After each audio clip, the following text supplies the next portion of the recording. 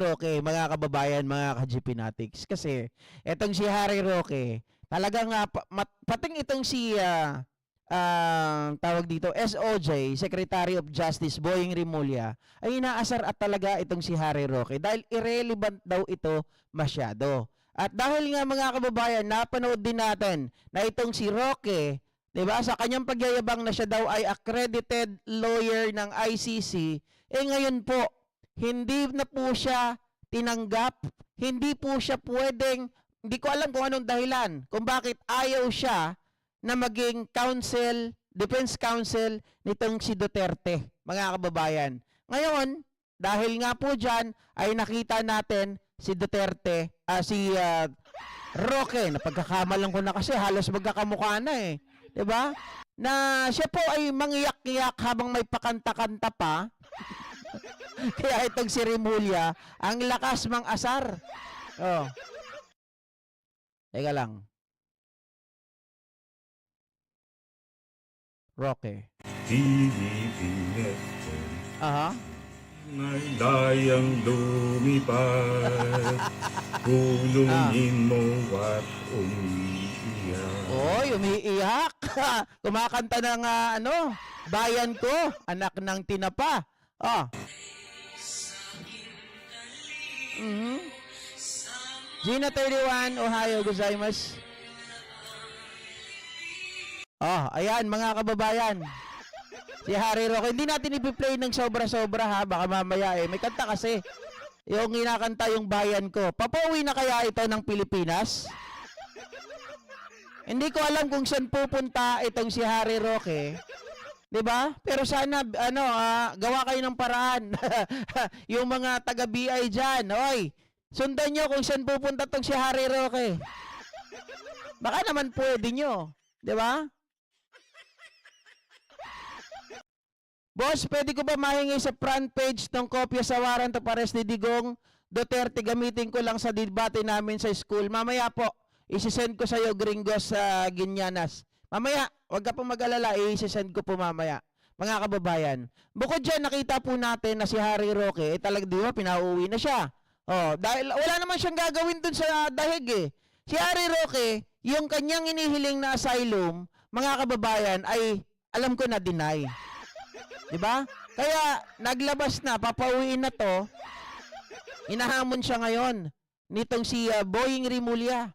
Ito ang sabi ni Boying. Actually, it's a non-entity in this drama. It's a non-entity. Is the one trying to put in space in the picture. But it's a non-entity as far as I'm concerned. Oh, naalala ko pala, Jay Camote. Sabi ni sino na sabi nito? Si Castro. Sabi niya, Mars, uwi ka na. Ayan, your wish is granted. Pauwi na po. Franz Castro. It's irrelevant here. It's irrelevant. He's just sinisiksik niya yung mukha niya para maging relevant siya. Hindi naman siya kailangan dito eh. Then nag-withdraw It's not even the issue. Tama po. Ano to? YC Emron. Hirap basahin, sir. Binabaliktad mo kasi ito eh. Norm C. Castro. Okay, sabi niya, alam niyang kantahin yan, bakit tayo pinamimigay sa China? Correct. 'Di ba? Irrelevant daw siya, sabi ni SOJ Boying Rimulya. Sinisiksik daw niya yung sarili niya. Alam niyo, isa pa naiisip ko dito, kung bakit siya hindi po ginawang counsel. Mga kababayan, mabubutasan siya lalo dito, mapapahiya siya. Bakit kamo? Dahil doon sa pag-apply niya ng asylum, sinasabi niya na siya ay pinupolitika, kaya siya hinahabol. O edi baka lalong maungkat yung mga problema ni Harry Roque, imbes na makatulong siya kay Duterte, madidiin pa lalo. 'Di ba? Kasi yan magko-connect yan eh. Sa pag-iimbestiga, lalabas lahat ng katotohanan. Wala silang maitatago. Nag-withdraw na daw siyang as lawyer, ICC lawyer. Kasi Miski na, irrelevant pa rin siya. Kasi ang pinag-uusapan dito, human trafficking. Tama. Yung mga akusasyon sa kanya. ang sabi niya, Kaya wala siyang kinalaman dito. sabi niya, political persecution, human trafficking. Wala kaming sa politika sa kanya. Walang bilang. Wala siyang bilang. Ang saklap naman, Roque. Sinabihan ka na walang bilang. Sa bagay mga kababayan, talagang ano yun ha, uy, real talk. Si Harry Roque naging congressman. Tapos nung naging congressman, naging mayabang. 'Di ba kung ano-ano pag ginagagawa niya kay Leila de Lima dati. Nakesyo kababas ang bastos ng bunganga. Tapos tinanggal po siya doon sa party list nila. Nung tinanggal siya sa party list nila, mga kababayan, doon naman siya inadapt. 'Di ba? Doon siya inampon ni Duterte para maging spokesperson. At doon na bumaliktad ang lahat kay Harry Roque. Dati kaaway niya yan si Digong. Siya pa ang isa sa mga nagpasali sa atin, nag-udyok sa atin na sumali tayo sa ICC kasi human rights advocate yan. Human rights lawyer si Harry Roque. Sabi nga niya, oh ayan na, kasali na tayo sa ICC. Lagot na yung mga diktador, lagot na yung mga murderer, lagot na yung kalimutan ko pa yung isang term na ginamit niya. Oh. Politika. Oh, yung calls for him to return, deport him. Harapin niya yung ano, kung ano man ang sinasakdal sa kanya, harapin niya. Di ba? Oh. Magpaka Pilipino siya maayos, di ba? Kala ko magpakalalaki siya eh. And then professional si kasi ano siya eh, abogado rin itong si Boying Rimulya, mga kababayan. Hindi niya pwedeng sabihin na magpakalalaki siya, ibading naman siya. Hindi niya pwedeng sasabihin yun. 'Di ba? Filipino daw. Ay, hindi ko sinasabi yun. Oh. Sir, sorry, hindi nyo ba haharangin yun or magmamanifest man lang kayo? Kasi nga meron siyang mga hinaharap din nga dito. Kasi pag Hindi pa nga napapal ng DOJ, Hindi nga eh. PI pa lang eh. Hindi pa nga, wala pa nga nangyayari, tumatakas na siya eh. Yun, tama. Mga kababayan, yun nga ang matindi dyan eh. Iniimbestigahan pa siya, tumatakas na. Tapos ang kapal na muka na mag-apply ng asylum sa Netherlands. 'Di ba? Eh lahat po nagtuturo sa kanya, sabi ko nga eh. Unang-una, Roque, hindi naman hiniling o hindi naman ninais ng immigration ng PAOK na makita yung mga papeles mo doon saan mga kababayan, doon sa Porac, 'di ba? Hindi naman hindi naman nila hiniling eh, nakita na lang nila na nandoon. So kaninong kasalanan 'yun? At bakit kumakabit yung pangalan mo doon sa Porac? So sino may problema? Ngayon, nung ikaw ay tawag dito, pinagdadala, gustong ipakita yung mga papeles mo ng pagbebenta mo, bakit biglang-biglang ganun lumaki ang asset mo, sabi mo ipapadala mo. Tapos bigla mga kababayan sasabihin niya, wala naman silang napatunayan eh, na ako ay may connection sa Pogo. Teka lang, paano mo sasabihin wala kang connection sa Pogo? Eh samantalang yung nagtatago sa bahay mo sa Benguet, boss yun ng Porac. Boss yun ng Pogo. So, paano nangyari yun? Hindi nyo nalaman, nagkatagpo, yung pangalan mo nandun sa Pogo, nasa mga papel, nakatago pa. Tapos biglang ikaw, may tao, nung ni-raid, nandun yung dalawang Chinese. Oh, doon lang, mga kababayan, laglag na si Harry Roque doon eh. Hindi niya na pwedeng itanggi yun. Katarantaduhan yung mga pinagsasabi dito ni Harry Roque na siya ay pinopolitical persecute. Ang totoo, kaya siya tumatakbo dahil ayaw niya silang mabuko. Baka mamaya kasi mga kababayan, one of the important piece ay itong si Harry Roque para maituro po talaga. Mga kababayan, pag napitpit mo kasi itong taong to, kakanta at kakanta to, tingin ko lang. Diba? Kakanta at kakanta yan si Harry Roque. Baka mamaya, kahit si Diablo, kahit si Satanas, ituturo niyan. Diba? Sabi ni BCF Solid, akala ni Roque kasing tanga ng mga DDS ang Netherlands. Correct. Diba? Hindi siya pwedeng mag-asylum sa Netherlands unless political ideology niya ang pagiging gahaman. Mary Jane de Vera, correct, obvious na sinungaling si Harry Roque. Di ba, Dodi Malabanan? Oh, wala naman tayong, mga kababayan, sa lahat naman kayo. Lahat kayo ay talagang nag-abang, parang teleserye sa Quadcom. At nakita natin, wala siyang maisagot kay Luistro. Kay Luistro lang, iharap mo siya, kaya siya galit na galit kay Luistro eh. Ang sinasabi niya, hindi ka naman nanalo, hindi mo mahahawakan, hindi ka magiging counsel ng prosecutor sa impeachment trial ni Sara dahil hindi ka na makakapasok. Tanga.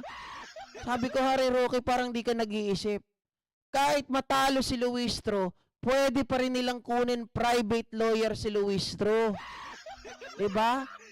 Magjo-join sila ng mga tao sa lower house. Hindi ko alam kung paano aning-aning na yung ulo eh. Hindi niya na maisip yung tama at mali. Kaya mahirap nagiging mahirap dumidikit sa mga DDS, mahirap dumidikit sa mga Duterte, nasisira talaga ang buhay. 'Di ba? Ma'am Marlene Valencia, sabi ni Benson, kakanta at kakantayan si Roque, wireless ang mic. Iba naman ata yan, sir. Ito masasabi ko, bato, kumpara kay General Anyo, sa iyo, hindi tangat bobo, bingit bulag, di gaya ng iba. Bingit bulag sa ngalan ng pera. True. 'Di ba?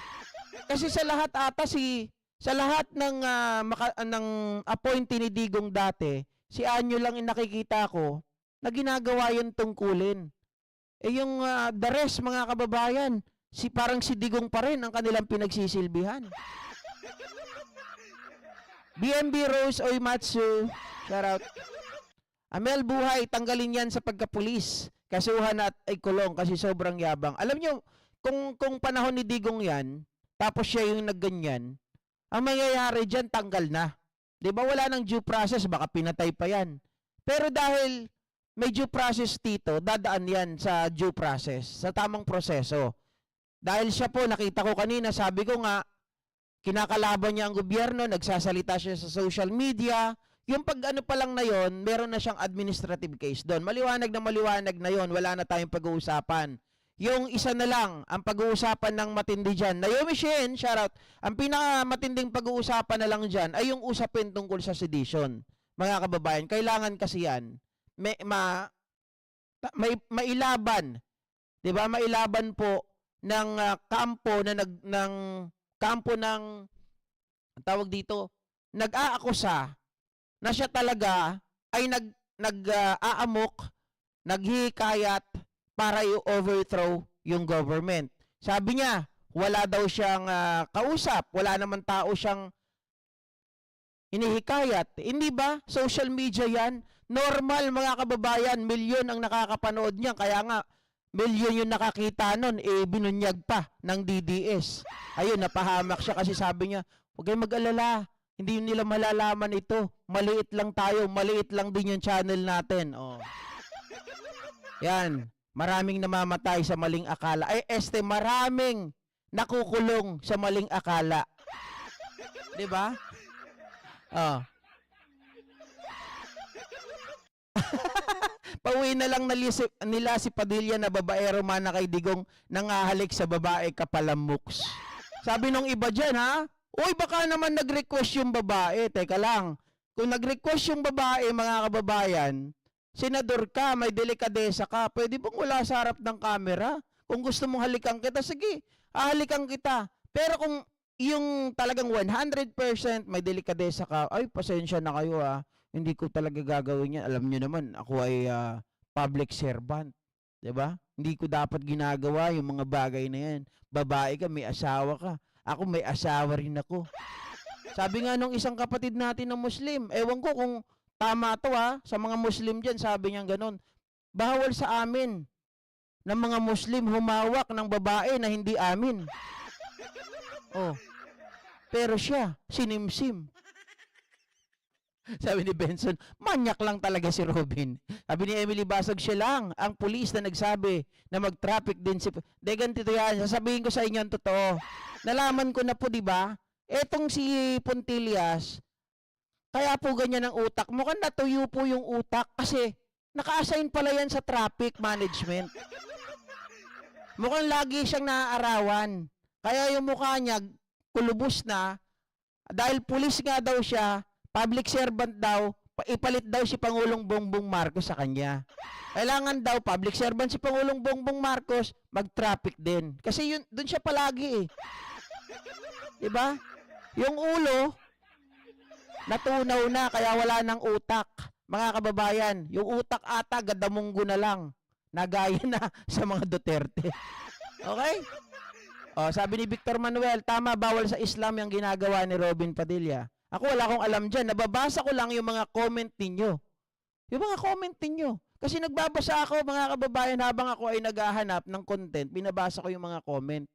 At kapag alam ko na yun ay parang titingnan ko yan, anuhin ko. Tapos i-research ko ng konti. Kung hindi ko naman na-verify, babanggitin ko pa rin para kayo na ang bahala. 'Di ba? Sabi ni Dodi, ubod ng sinungaling yan ka GP. Nako, hayaan nyo na. Mga kababayan, ganun talaga. Darating din ang oras nila. Darating din ang araw nila. Yan si Roque, iiyak din yan.